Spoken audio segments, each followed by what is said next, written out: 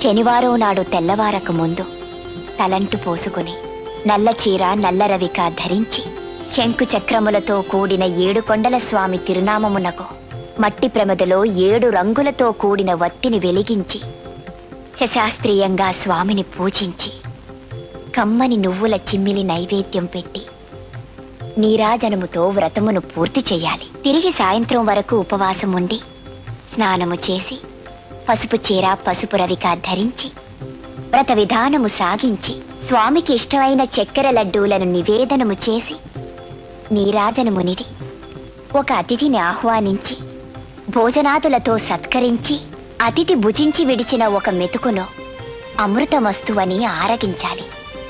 అప్పటికి ఆనాటి శనివార వ్రతం పూర్తవుతుంది. ఈ విధంగా 7 శనివారములు వ్రతమును చేసినచో ఉద్దేశించిన సత్ఫలమును పొందగలరు.